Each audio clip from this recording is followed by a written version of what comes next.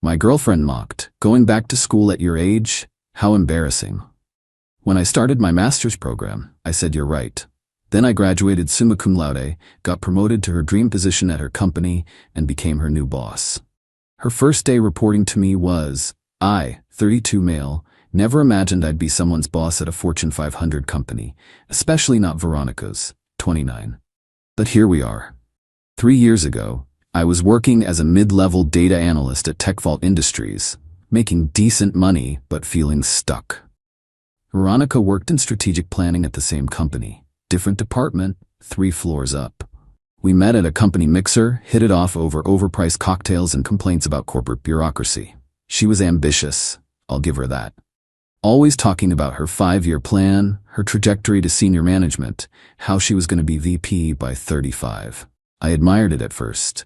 The confidence, the drive. I was just happy doing my spreadsheets and going home. About a year into dating, I mentioned wanting to go back for my master's in business analytics. The program at State University had evening classes, and the company would reimburse 80% of tuition. Seemed like a no-brainer. Her reaction? She literally laughed. "Danny, you're 30? 30? You really want to be the old guy in class with a bunch of 22-year-olds? It's a professional program. Most students are working adults." She scrolled through her phone while talking. "Just seems kinda desperate, you know? Like you missed your chance and now you're trying to recapture your youth or whatever. Or I'm trying to advance my career? Babe, let's be real. You've been in the same role for 4 years. Maybe this is just where you're meant to be. Not everyone can be leadership material, and that's okay." The condescension dripped like honey. But what really got me was when she shared this at dinner with her friends 2 weeks later. "Danny's having his little midlife crisis early," she announced to the table. "Wants to go back to school. Can you imagine? He'll be there with his little backpack and homework while I'm getting promoted to senior manager." Her friend Brittany giggled. "That's actually kinda cute though, like a dad trying to be cool." "Right?" Veronica laughed. "I told him to just focus on supporting my career instead. When I make VP, he won't need a master's anyway." I sat there, eating my overpriced salmon, and made a decision. "You know what? You're absolutely right." She patted my hand. "See, you just needed perspective." I enrolled the next day. Update 1. The first semester was rough, not gonna lie. Working full-time and taking 3 courses meant I was exhausted constantly. Veronica made sure to remind me. "You look tired, babe. Maybe you should drop a class?" "I'm good. It's just, I'm worried about you and us. You're never available anymore. Last night you missed Brittany's engagement party to study." "I had a final project due." She sighed dramatically. "This is what I was afraid of. You're letting this little experiment affect our relationship." Little experiment. That's what she called it. Meanwhile, she was thriving. Got that senior manager promotion she wanted, started managing a team of 8. Every dinner became a TED Talk about her leadership philosophy and how she was transforming the department culture. One night, she found me studying at 2 a.m. "This is pathetic, Danny. You're killing yourself for what? A piece of paper?" "It's more than that." "Is it though? You know Tom from my team? He's 26, no masters, and just got promoted to senior analyst. Meanwhile, you're here memorizing formulas like it's high school." She wasn't wrong about Tom. Kid was smart. But what Veronica didn't know was that my statistics professor, Dr. Hoffman, was a consultant for our company. He'd noticed my work, started mentoring me, started introducing me to people. "Keep at it, Danny," he told me after class one night. "Your applied project on predictive modeling, I showed it to some friends in industry. They're impressed." But I didn't tell Veronica any of this, just kept my head down, kept studying, kept taking her condescension with a smile. The worst part was when she'd introduce me at company events. "This is Danny, my boyfriend. He's going through a bit of a phase, decided to go back to school. We're being supportive, aren't we?" The pity looks from her colleagues were awesome. Really great for the self-esteem. Update 2. Year 2 of the program. Something interesting happened. Our company announced a new position. Director of Business Intelligence. It was basically Veronica's dream job. Reported directly to the C-suite, managed a cross-functional team, base salary of $165K. She was vibrating with excitement. Spent weeks on her application, practiced her presentation every night. This is it, babe. This is my moment. Once I get this, I'll be the youngest director in company history. That's great, V. You could be a little more enthusiastic. This affects you too. Director's girlfriend sounds way better than whatever you are now. Whatever I was now. Cool. What she didn't know was that Professor Hoffman had recommended me for something else, a part-time consulting internship with Aperture Consulting, the firm our company hired for major strategic initiatives. It was supposed to be for PhD candidates, but he pulled strings. I didn't tell her. When I had to leave for consulting meetings, I said I had study groups. When I was building comprehensive analytics frameworks for Fortune 100 clients, she thought I was doing homework. The managing partner at Aperture, Diane, became another mentor. You have a gift for translating complex data into executive-level insights, she told me. Ever consider consulting full-time? Maybe after graduation. Well, we have relationships with TechVault. Lot of movement between our firms. Keep that in mind. Meanwhile, Veronica's interview for director was approaching. She practiced on me constantly, even though she made it clear she didn't think I could really help. Just pretend to be an executive and ask me hard questions. What's your approach to integrated data governance across disparate systems? She blinked. That's what? Just ask normal questions, Danny, like about leadership and synergy and stuff. The interview was on a Thursday. She came home devastated. They asked all this technical stuff about Python and R and predictive modeling. Since when do directors need to know that? Technology's changing. Leaders need to understand the tools. Whatever. I'll get the next one. She didn't get the job. Some external candidate did. She spent the next week calling it politics and boys club BS. Update 3: I graduated in December. Summa cum laude, 4.0 GPA. Veronica didn't come to the ceremony. Babe, it's just a master's graduation. It's not like it's your PhD or something actually impressive. Plus, I have that strategy retreat. The strategy retreat was at a local hotel. But, okay, what she missed was the Dean's Award for Excellence. What she missed was the 3 job offers I received that day from executives who attended. What she missed was Diane from Aperture pulling me aside. So interesting news. We're being acquired by TechVault. They want to bring our expertise in-house, and they want me to build the new business intelligence division. My heart stopped. The director position that was posted? That's being restructured. They want something bigger. A VP of Business Intelligence overseeing 3 directors. Danny, she smiled. They want me to recommend someone who understands both companies, has the technical skills and the strategic vision. Diane, I'm just finishing my master's. With a perfect GPA, plus 18 months of consulting experience with us. Plus 4 years at TechVault with stellar reviews. Plus recommendations from every professor and client you've worked with. I couldn't breathe. VP? But I'm young? So what? You're brilliant. And more importantly, you're ready. The interview process took 2 weeks. I told Veronica I was working on a special project for graduation. She barely looked up from her laptop. That's nice, babe. Hey, when you're done with your little project, can you pick up my dry cleaning? I got the call on a Tuesday. VP of Business Intelligence. Base salary of $240K plus bonuses. Stock options. Company car. Reporting directly to the Chief Technology Officer. And here's the kicker.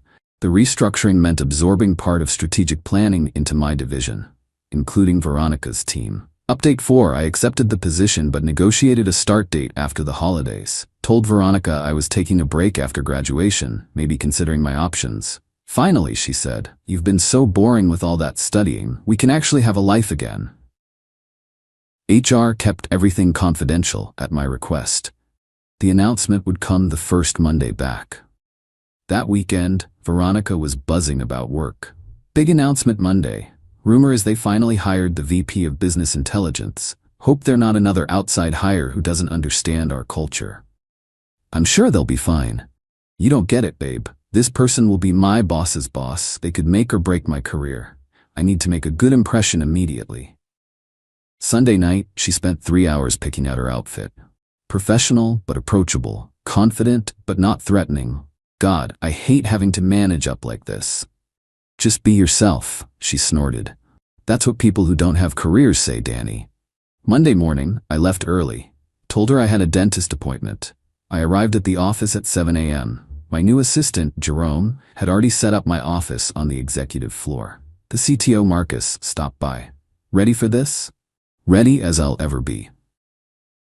The announcement goes out at 8:30, department meeting at 9. Legal wants to make sure you know your relationship with Miss Chen needs to be disclosed to HR immediately. Already done, filed the paperwork Friday. The email went out at 8:30 sharp. I watched from my office window as people throughout the building checked their phones and computers. At 8:33, my phone exploded. Veronica calling. I declined. She called again and again. Text, what the actual F? Is this a joke? Text, Danny, answer your phone. Text, there's another Danny Williams, right? At 8:55, I walked into the conference room. 43 people from the combined departments. Veronica was in the third row, face completely white. Good morning, everyone. I'm Danny Williams, your new VP of Business Intelligence. You could have heard a pin drop. I know some of you, and I look forward to meeting the rest.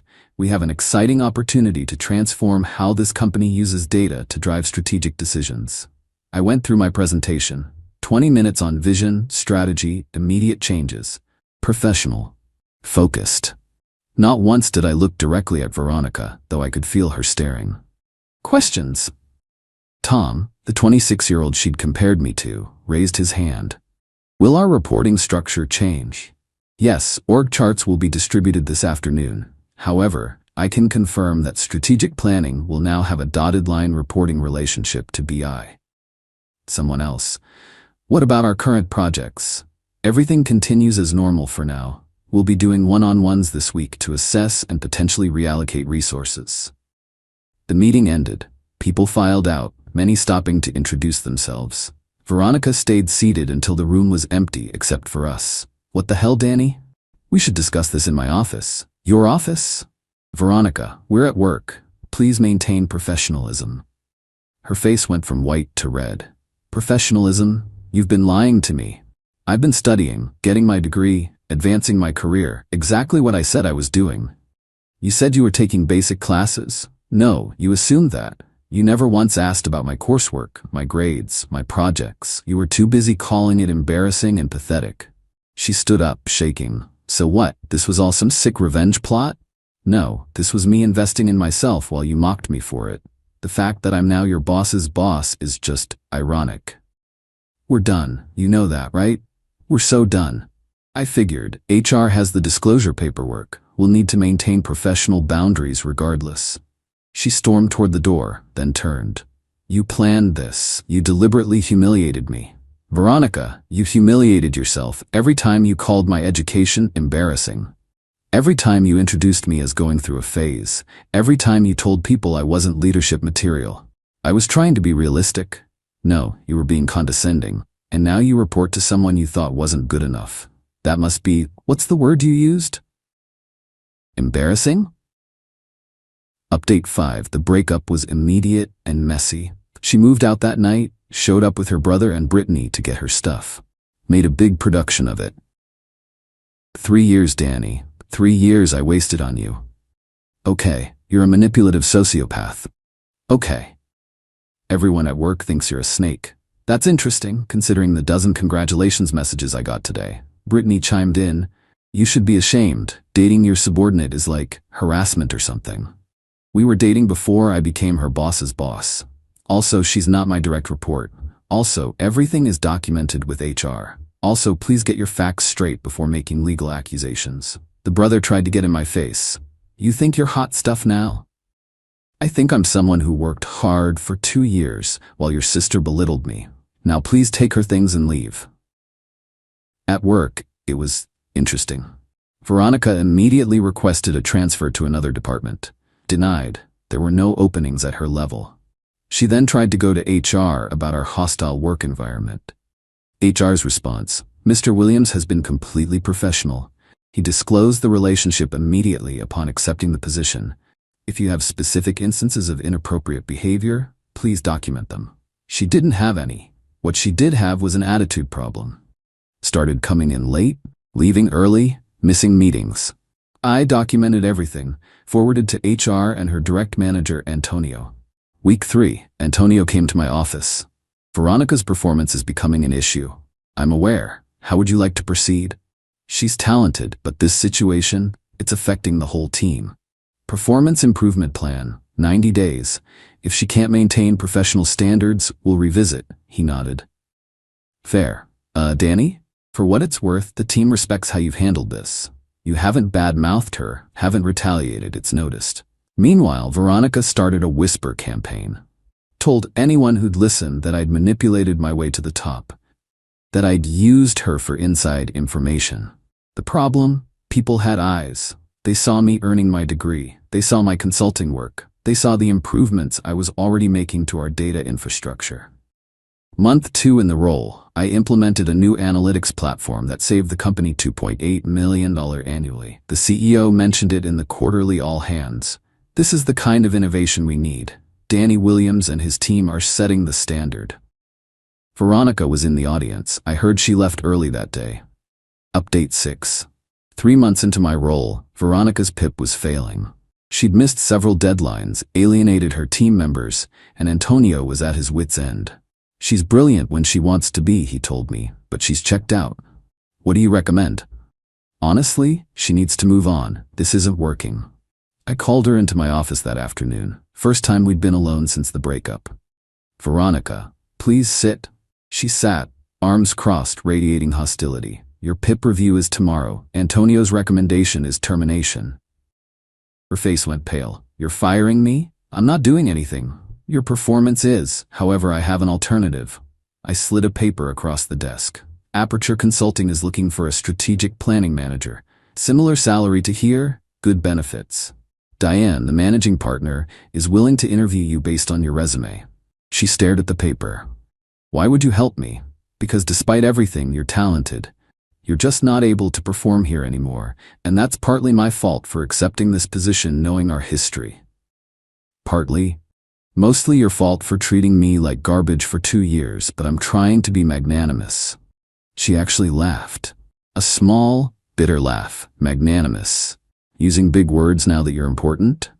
I've always had a solid vocabulary. You just never listened when I talked. She took the paper. If I take this interview, you resign. 2 weeks notice, transition your projects properly, leave with dignity and a neutral reference. And if I don't, tomorrow's PIP review proceeds as planned. She stood up. You really planned all this, didn't you, from the beginning? No, Veronica. I planned to better myself. You planned to keep me small. Guess which plan worked out? She interviewed at Aperture that week, got the job, put in her notice the following Monday. Her last day, she stopped by my office. I got the job. Congratulations. You know what the messed up part is? I actually learned something from you. Oh? Yeah. Then I'm an idiot. I had someone willing to grow and invest in themselves, and I mocked them for it. I had someone brilliant and ambitious, and I tried to make them feel small. Past tense, Veronica. Had, she nodded. Yeah, past tense. She turned to leave, then stopped. For what it's worth, you're a good VP. The team respects you. You earned this. I know. Final update. It's been a year now since I graduated. 18 months since Veronica first mocked me for going back to school. She's doing well at Aperture, from what I hear. Diane says she's humbled, focused, producing good work. Maybe she learned something. Maybe not. Not my concern anymore. My division just got approved for a 40% budget increase. We're hiring 15 new analysts. The predictive model we built is being implemented company-wide. The CTO is talking about grooming me for his role when he retires in 3 years. Dating? Yeah, I'm seeing someone. Natasha from legal. She's getting her MBA at night school. I help her study, celebrate her victories, attend every presentation. Wild concept, right? Supporting your partner's growth? Veronica was right about one thing. Not everyone is leadership material. But she was wrong about who fell into which category. Last week, I was invited to speak at State University's graduation. Told the new grads my story. Working full-time, dealing with doubters, pushing through. People will try to make you feel small for wanting more, I said. They'll call you embarrassing, pathetic, desperate. But here's the thing. The only embarrassing thing is staying stagnant to make others comfortable with their own mediocrity. Got a standing ovation. Sometimes I think about that dinner 3 years ago, when Veronica and her friends laughed at the idea of me going back to school. How certain she was that she'd be VP while I'd be supporting her career from the sidelines. Funny how things work out. To anyone dealing with a partner who belittles your ambitions, they're telling you who they are. Believe them, then prove them wrong, not for revenge, but for yourself. And if you happen to become their boss in the process, well, that's just the universe having a sense of humor. Class dismissed.